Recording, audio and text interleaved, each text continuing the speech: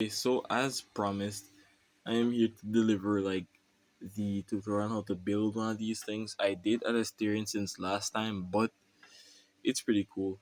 It's real simple actually. Like there's a string connected here to the bottom of the steering. So whenever I steer it, it either pulls in that direction or this direction.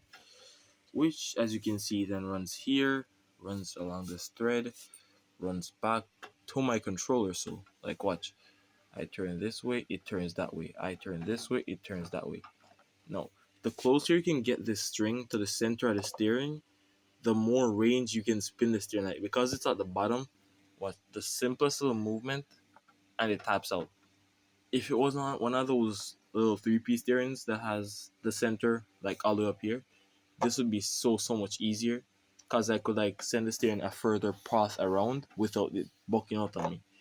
But I'll just have to work with this for now. But other from that, to build one of these, all you need is a scrap gas, a scrap brakes, and some string.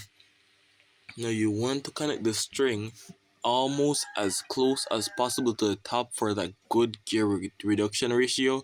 Not too high though, otherwise the reduction will be too high and you will barely be getting any throttle or any brake.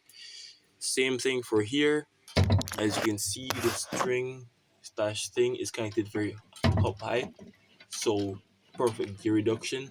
And then all you need to do is run that wire by your trigger and then give it a little curve so it pins somewhere.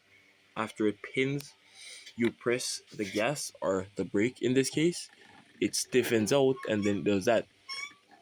Now for safety, you will want to add a rubber band between the line and the screw if you're not as good as me. So if anything, the rubber band breaks before your controller does.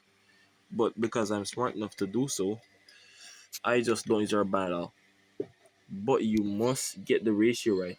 Or use rubber band, otherwise you might snap your control trigger like this thing right here. Now, one more thing that you want to do, you will want to add screws right at the tip of your controller, since like creating this type of force will push the controller downwards. So you want to have these little nudges to stop it from moving at all. And that's practically it. This little clutch piece right here, I just like pinned it there. Whenever I press it gets pulled down onto the X button like this. I used a cork because the spoke or the spear was too small. I need a bigger surface area, but that's it. Quick side note again, if y'all want to see me driving with this thing, give me like 20 likes and I'll be there.